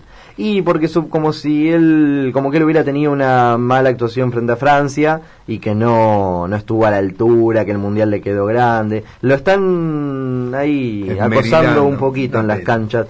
Nada, es para ganar un muy buen profesional, muy buen arquero. Grandísimo arquero, muy serio, aparte de él, tranquilo. Nada, es simplemente para... claro, en la cancha de Racing, los de Racing le cantaron Borón Bombón, te queda grande la selección. Oh. No. Qué feo. Es fea. Qué maldad. Armani te manda saludos Mbappé, a lo que Armani le contestó vayan a dormir. Viste, como que decían en Chile, porque fea la actitud. Fea la actitud. La frase de Armani para cerrar, te digo, fue: me lo tomo bien, son cosas del fútbol, en cada cancha voy a vivir lo mismo, hay que tomarlo con tranquilidad, yo tengo la cabeza tranquila y duermo tranquilo por lo que hice. Pareciera que la gente se va a descargar a la cancha de todo lo que le pasa en la semana, pero uno tiene que tener la cabeza fría y estar concentrado en lo que tiene que hacer. Y claro, dice, el fútbol argentino se vive con mucha intensidad, los partidos son muy aguerridos, muy luchados, mucho físico, los equipos suelen cerrarse atrás, se hace difícil poder entrarles, ¿no? El 0-0 que estaba manteniendo River como resultado, y uno tiene que encontrar la vuelta y tener mucha tranquilidad como para poder convertir. Un mensaje para los de adelante, quizás, no más para los delanteros. No está en un buen momento ofensivo River, veremos cómo avanza todo y si Borré entra a la alineación titular. Bueno, una noticia de marketing deportivo a la que Juani le puede sacar punta. A ver. La pelea de Coca-Cola y Pepsi-Cola es histórica, no termina nunca. Bueno, ahora Coca-Cola compró una marca de bebida deportiva que no sé si se pronuncia Body Armor o Body Armor, no sé si cómo se pronuncia. Yo ni la sentí nombrar. ¿Under Armour o Body Armor? Body. Ah, pero debe ser de Under Armour quizás, ¿o no? Como una marca dentro de la marca. Es una bebida deportiva que apunta directamente contra Gatorade. Ah, ok, bebida. Bueno, qué raro, como una segunda... como una Powerade. ¿Y cómo se posiciona? Porque compró acciones, es minoritaria, pero con opciones que en algún momento se queda con toda la compañía. Ahora, Aquina ha convocado a un retirado, pero muy vigente en cuanto a los simpatizantes, jugador de básquet de Los Ángeles Lakers. Por eso digo que acá el seguidor también de deporte está en un momento tremendo los Lakers. Bueno, y decime cómo se pronuncia el apellido de Kobe Bryant. Kobe Bryant. Bueno, lo contrató a él. ¿Para qué? Para que sea la cara visible de esta nueva... Ningún tonto. Claro, porque fíjate, dicen que tiene 20 años de carrera en los Lakers, ¿no? Si bien se retiró en el 16, tiene mucha vigencia, ¿verdad, Juani? Sí, muchísima. El último partido metió 64 puntos, se retiró con un 64 histórico, es un grandísimo, el máximo en la historia de los Lakers, con Magic Johnson, Shaq O'Neal. ¿Y esta bebida deportiva la conocías? No la conocía, pero ahora está LeBron James en los Lakers, entonces es como el año de los Lakers, veremos qué ocurrirá. Bueno, no están para competir para el anillo, Body pero... Armor dice que son bebidas elaboradas con agua de coco, vitamina y potasio, y dice que probará ser una fuerte oferta de nuestro sistema junto al ya poderoso portfolio de hidratación de la compañía, dijo Jim Dickens, presidente de Coca-Cola Norteamérica. Qué bárbaro. Así que la batalla sigue. Qué bárbaro. Bueno, pero ¿cómo es? ¿Tiene coco? ¿Cómo es? ¿Es como la Coca-Cola? No, es una bebida como deportiva. Gatorade. Claro, tipo Gatorade. Para competir con Quiere competir y quiere disputar el mercado. Así que pero Gatorade es de Pepsi. No, es Pepsi, sí, claro. De allí viene la cosa. Era un sector que no tenía muy bien atendido Coca y dice, bueno, acá y en marketing se habla mucho de los espacios vacíos, ¿no? Sí, claro. No, pero las brechas mortales, decían que no hay que dejar ninguna brecha que se pueda convertir en mortal, dicen los marketineros, que hay que conquistarla a cualquier precio, porque hay brechas que después parecen chiquitas y se transforman en un problema de mercado serio. Perfecto. Si no tenemos más, damos el agradecimiento a la columna de Juan Ignacio. Dale, damos el agradecimiento, agradezco a ustedes por dejarme estar.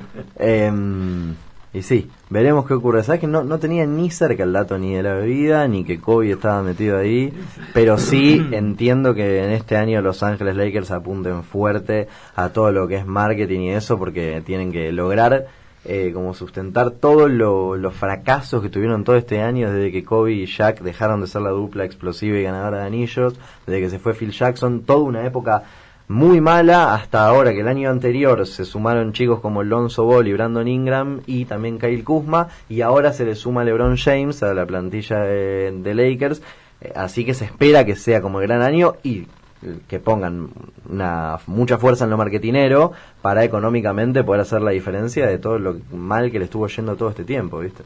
Bueno, antes de que se retire vamos a tocar una noticia que a lo mejor tiene participación Juani. Él es un millennial. Sí, claro. Pero hay una generación que le viene pisando los talones. Sí. ¿Quiénes son? Los centennials. Que dicen que los millennials están un poco viejos. Y seguro, siempre hay que apostar a la siguiente, a la que viene, a la nueva. Claro. Y acá esto tiene que ver con un hecho político. Bueno, se acaba de presentar, pero no ganó, un chico de 14 años, Ethan Sonnenborg, de 14 años, como candidato a gobernador del estado de Vermont. Participó del debate con todos los que estaban, hizo un muy buen papel, presentó su staff, que eran todos chicos de la misma edad, entre los 14, el mayor tenía 16, el jefe de prensa, el jefe del asesor y demás. El primer planteo, que es la primera cosa que se argumentó, dice, bueno, el chico se presentó, y dijeron, bueno, ¿pero es legal esto? Y sí, era legal, dice, porque a diferencia de la mayoría de los estados, en Vermont no hay límite de edad para los candidatos a gobernación y solo se exige ser residente del estado. Y el chico lleva 14 años viviendo en el estado desde que nació. Ahora, los colegas los Rivales. los tipos de su misma edad, ¿pueden votar? No, ni él tampoco puede votar. Ni él puede votar. Puede ser electo, pero no votar. Claro, Es ese es un gran tema que se planteaba. Claro. Lo han tomado con mucha seriedad desde la vestimenta, claro. la presentación, se siguió muy de cerca cómo armaba los equipos, qué era lo que planteaba, qué era lo que decía. Y en el debate fue muy serio, nadie lo trató mal, nadie lo subestimó, era uno más en la mesa, sobre todo en esa disputa que hay por televisión, en los debates finales, ¿no? El secretario de Estado de Vermont lo consultó con el procurador general y decidieron que le permitirían competir, pero que sus padres deberían firmar un documento reconociendo que estaban al tanto y no se oponían. Y él lo consiguió. Ningún problema, le dieron el permiso. Después le preguntaron, bueno, pero tiene que juntar una cantidad de firmas. Ningún problema, las consiguió. Y el chico siguió trabajando, dice, mi campaña trasciende la edad. Y parece que le fue bastante bien. ¿De qué partido es, perdón? El demócrata. The Washington Post reveló que los votantes jóvenes no tienen peso para torcer el resultado de las elecciones de medio término. Fíjate qué dato. En estas elecciones hay muchísimos candidatos adolescentes. Apa. Sí, que se han postulado. O sea, empieza a hablar de un hartazgo, ¿no? Sí, también en Vermont está Finian Boderman Abbey, de 16 años, que se postula para el Senado en el estado de Kansas. Hay adolescentes candidatos a gobernadores, los chicos no se achican, le van para arriba, quieren participar. Este candidato que se presentó en Vermont es un progresista acérrimo y quiere que su campaña sirva de inspiración para los votantes jóvenes. Construir nuestro futuro depende de nosotros, decía. Hay que participar, hay que ir a votar, hay que golpear puestas. Esa es la manera de que se produzcan los cambios que queremos ver en nuestro estado, en nuestro país, en el mundo. Hay que participar para fortalecer nuestra democracia. Muy bien, Y después el procurador y todo el mundo dice, valoró mucho la participación. Pero ¿quién es que ganó como candidato demócrata en el estado de Vermont para las elecciones que se vienen? Christine Hallix, de 62 años. Mujer. No, sí. Primer persona trans que presentó candidatura y ganó la interna. Se convirtió en la primera persona transgénero que es declarada candidata de un gran partido de elecciones a gobernador en los Estados Unidos. Venció en las primarias a todos, incluido este chico de 14 años. Las elecciones serán en noviembre y tendrá que arrebatar, esa es la intención, el puesto del republicano Phil Scott, que es claro favorito. Pero ahí están dadas las cosas. El pasado fin de semana otra persona transgénero concurrió a las primarias a vicegobernador en Hawái, pero no ganó. Y así que transgénero, menores de edad, hay un cambio significativo en la política, ¿no es cierto? Y por eso lo están viendo un poco entrado en años a Juan, y que tiene 20 algo, 23, ¿cuándo tenés? Está bien, mejor, que se empiece a activar desde la menor edad. Está bien. El año pasado, Danica Roem se convirtió en la primera transexual en la Asamblea Legislativa de Virginia. Algo está cambiando. Sí, señor. Damos vuelta a la página entramos en la temática del café. Muy bien. Y ya que generamos esta expectativa a la que se refirió Ricardo Alfonsín y demás de lo que es el próximo jueves, tenemos que decir que el Instituto Radical de Políticas Públicas, dependiente de la Convención Nacional, ha organizado una jornada que se llama Economía y Sociedad. En principio la apertura, ahora está en debate si va a ser apertura y cierre o solamente cierre, la va a hacer precisamente a quien se refería Ricardo, el Jorge Sapia, presidente de la convención, y allí la primera mesa empieza a las 11, título Inflación, déficit fiscal y endeudamiento, y los participantes son Pedro Olivares, que es un ministro del gobierno de Santa Fe en estos momentos, de la provincia de Santa Fe, Ángel Ciara, Amílcar Collantes y Gustavo Grispo. Luego hay un refrigerio. La segunda mesa es Pobreza y Desigualdad, y está Agustín Salvia, del observatorio, Gabriel Montero, el médico que habló la otra vez, Martín Urest y Leopoldo Tornaroli. Luego hay un coffee break a las 16:30 y se cierra con propuestas para una alternativa diferente, mesa integrada por Eduardo de Leville, Carlos Perellana y Miguel Ponce. O sea que hay una fuerte presencia de radicales, pero no exclusivamente. No exclusiva, por supuesto que no, por supuesto. En todas las mesas, no, salvo la última, en las otras dos mesas hay no radicales. 19:30 el cierre a cargo de Sapia, esto es el jueves 23 de agosto, damos la dirección exacta, Hipólito Yrigoyen 1710, que es el salón auditorio del 5º piso, que es un anexo de la Cámara de Senadores, donde antes estaba la caja. Claro, frente mismo a la Plaza de los Dos Congresos. Correctísimo, frente a la Plaza de los Dos Congresos. Bueno, repetimos entonces, esto es el jueves 23 de agosto, Hipólito Yrigoyen 1710, salón auditorio del 5º piso. El horario a partir de las... la apertura es a las 10:30 en la mañana. ¿Y el cierre? Y el cierre es a las 19:30 Sapia, pero a las 17 es la última mesa. Y con entrada libre y absolutamente libre y gratuita. Sí, desde ya. No podría ser de otra manera. La idea es... Bueno, hay bastante expectativa a nivel del periodismo particularmente, porque todo... en general hay una cosa de, bueno, está muy claro la crítica a esto, pero no aparece tan claro el tema de las propuestas, que esta es un poco la idea, poder dar una mirada, ¿no es cierto?, que incluya propuestas. Muy bien, ¿sabes que dentro de 3 horas va a haber una marcha muy cerca de aquí? Muy cerca de acá, sí. Yo lamentablemente no podré estar, voy a estar en Crónica, pero estoy al tanto de esta. ¿En qué programa? Me dieron el nombre, pero exactamente el programa empieza a las 5 de la tarde, así que tengo que correr. Bueno, tal vez cuando vos salís coincidís, estás a 3 cuadras. Crónica es allá del Bajo. Crónica TV. No, Crónica TV, los estudios estaban en la calle Riobamba. ¿Lo cambiaron? El complejo Estrella y eso. Hace rato que no está, no está en muy cerca de Paseo Colón y Azopardo no, y bueno, más claro, porque es Azopardo y Brasil. Esa, ahí es.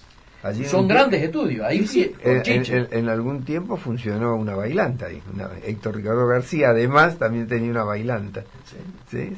Además un suplemento al respecto. Si encuentro el nombre de la conductora, porque me dijeron hace un rato, Crónica. Bueno, mientras vos mirás, te digo que esta marcha es para reclamar al Senado que avance con los pedidos de la justicia para poder allanar los 3 domicilios de Cristina Kirchner, ¿no? Ajá.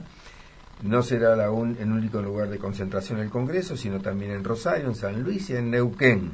Sí. También se va a exigir que se vote la ley de extensión de dominio, que se votaría mañana, pero el tema es que parece que hay cierto gatopardismo, ¿no?, con esta ley de extensión de dominio.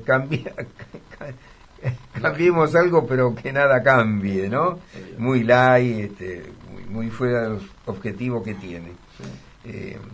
Te cuento, la conductora es, vos que estás en el ambiente, Gisela Marciota. Sí, es una chica, que irrumpió de la mano de Mariano Grondona.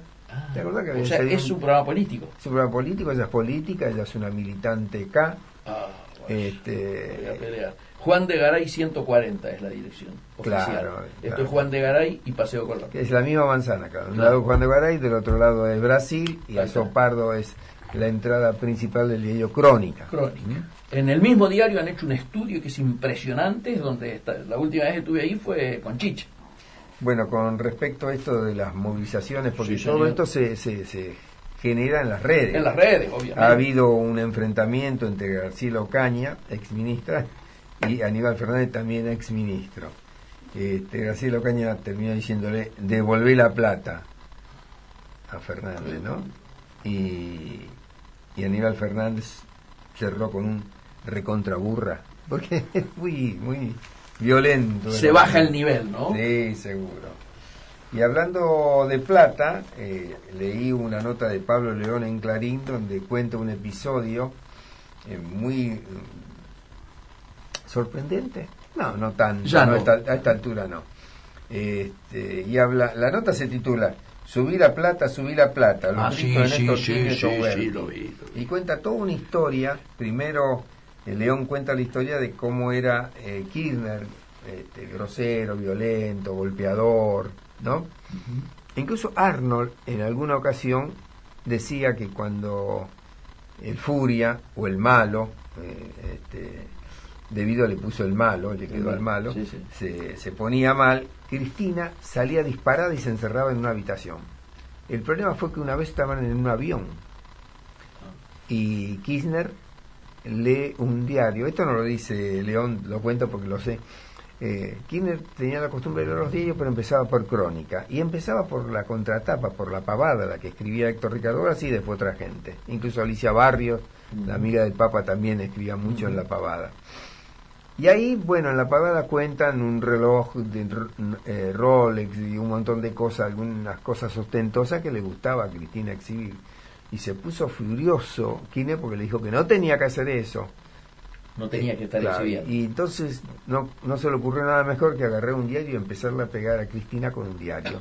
De esto da testimonio Arnold. Y Pablo de León cuenta que el expresidente se manejaba a los gritos con sus funcionarios. Esto lo decía Uberti, ¿no? Está el testimonio de él. Durante un vuelo era el malo solía despertar con un golpe o un diariazo a sus compañeros cuando estos se quedaban dormidos. ¿Y quiénes eran entre las víctimas? ¿Quién está? Felipe Solá. Sí, señor. Y Amado Vudú. Pero hay quien dice que... Mario Isi dice, cuando llegaba a Olivo estaba muy preocupado y que quería esquivar las patadas sorpresivas de Kirchner. Mirá qué manera de relacionarse. Y ahora viene a cuento lo que pasó con que fue su ministro de Economía. Labaña se enojaba cuando... una sola vez lo tocó de atrás, donde termina la espalda, que le dijo, no, a mí no, conmigo no, y se acabó la cosa. Bueno, una semana después renunció. Y renunció por el tema, aparentemente, en la declaración que hizo con esto de las contrataciones y los retornos, ¿no? Que era un tema que él no tenía injerencia y no podía manejar y le alteraba la economía y desdibujaba todo. Daniel Muñoz, el secretario de Kirchner, era el encargado de sujetar a las víctimas cuando Kirchner le tenía que pegar. O a veces el propio Daniel Muñoz actuaba cuando Kirchner decía, a dale tres golpes. Dale 3. Entonces daba 3 piñas en el estómago y ahí quedaban los Zacarías que se remolía retorciendo en el suelo. Y bueno, en este uso de las cosas pasa que Kirchner viajó para colaborar políticamente con un anuncio muy amplificado sobre el rescate de 3 rehenes en poder de las Fuerzas Armadas Revolucionarias de Colombia, la FARC, que después no se concretó, pero él fue como testigo, cosa así. Estuvieron en la selva colombiana, viajó con Uberti, con Jorge Tayana y con Rafael Folonier, que entonces era secretario de provincia del Ministerio del Interior, y que fuera despedido de la administración kirchnerista por Cristina tras la muerte de Kirchner, ¿no? Claro. Pero Fournier se encargaba más bien de relaciones interpartidarias, internacionales. Terminada la incursión, Hugo Chávez no se le ocurre nada mejor que gratificarlo a Kirchner. ¿Y gratificarlo con qué? Con lo que Kirchner más apreciaba, o sea, con plata, con dólares. Así que el presidente venezolano le mandó bolsos a la comitiva argentina, pero Uberti se asustó. Dijo, no, Néstor, está loco, tenemos acá con esto el rescate a la Mossad, a la CIA, es una locura. Y tenía razón un poco Uberti, pero Néstor Kirchner no quiso saber nada y le ordenó, subí la plata, subíla igual. Uno de los testigos recordó, dice, de León, este episodio ante este diario, o sea, Clarín. El avión con carga completa y presentes chavistas viajó así hasta Buenos Aires, pero con una baja en la tripulación. Claudio Uberti se quedó abajo, por orden del enojado expresidente argentino. Sí, van saliendo todas las anécdotas ahora de una manera impresionante. Yo no quiero pensar cuando se conozca la declaración de López. Bueno, esa declaración claro. Pero fíjate que la declaración de López, la declaración de los dos de la Cámara de la Construcción también son muy importantes, y el del financista, ¿no? Clarence. Bueno, ahí está todo el mecanismo. Estos que se entregaron, acaban de entregarse Otero, yo creo que Otero también va a ser importante, acaban de entregarse en Palermo, la declaración de él va a ser también muy importante. Y a Otero le toca también a este gobierno, ¿eh? Sí, claro. No. Ajá. Aparentemente hay una... Este era el que le pagaba a Otero, el que le pagaba el alquiler a Jaime. Y Claro. era el que lo tenía que controlar. A su controlante él le pagaba el alquiler, entre otras cosas. Sí. Bueno, creo que estamos viviendo un momento muy, muy especial y son varios los que ya dicen que es una oportunidad histórica. Claro. Y que lamentablemente los argentinos no nos somos especialistas en dejar pasar oportunidades. Correcto, sí. Yo digo, tiene lecturas desde muchos ángulos, ¿no es cierto? Un ángulo es el hecho histórico, ¿no es cierto?, que por primera vez haya empresarios. El segundo ángulo para analizarlo, ya que estamos con empresarios, es el impacto económico. Acá hay empresas que pierden valor, pierden activos, caen en bolsa, ya está pasando. Hay quien dice que todo el tema de los PPP queda detenido porque por lo menos está en suspenso. Absolutamente, y que armarían un fideicomiso para intentar de que no se paren las obras, etcétera, y demás.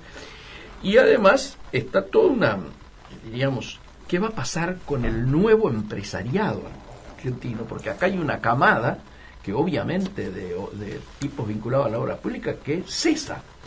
El debate hoy, me parece, y acá sí es importante que haya una discriminación entre los empresarios, los titulares, los corruptos, los que vayan, los que reconozcan, y las empresas. Claro. Porque, digamos, está en juego el rol social de la empresa y sobre todo trabajadores, familias enteras. Pensemos que el Lavallato se llevó casi 100.000 puestos de trabajo en el tema Odebrecht solamente. 100.000 puestos de trabajo, son 100.000 familias que pasan a la angustia sin haberla comido ni bebido, ¿no? Exacto. Entonces acá hay que pensar en eso también. Y suena difícil, ¿no? Porque obviamente muchos empresarios se van a, autoincriminar de una segunda línea para salvar a la primera. En algunos casos no. El caso Rollo, que puso él la cara, se hizo responsable de todo, ¿no es cierto? Sí. Pero lo que hay que ver es cómo esto impacta en las empresas. Y por último, me parece que además de ser una importante oportunidad para la justicia, etcétera, esto que hablábamos, ¿no? También es una oportunidad para replantear qué va a pasar con la obra pública. Es decir, vamos a seguir aceptando de que todas las obras públicas tienen peaje incluido. Puede haber algún tipo de mecanismo como lo que en su momento planteaba Leandro Despuy para evitar que precisamente hubiera este tipo de procedimientos como el que estamos observando ahora de manera obscena. Es decir, son oportunidades. Y también la otra pregunta que se hace en la calle es ¿cuánto de esto se puede recuperar? ¿Dónde está y cuánto se puede recuperar? Yo creo que son todos interrogantes que vamos a irlos viendo con el curso del tiempo. Esperemos esto no quede en la nada, como tantas cosas han quedado en la Argentina, ¿no es cierto? Así que con este espíritu de que ojalá no dejemos pasar esta oportunidad, nos estamos despidiendo hasta el martes que viene, muy satisfechos por el programa. Ha sido un programa importante el de hoy y nos reencontramos el próximo martes en Comercio Exterior Siglo XXI. Hasta entonces.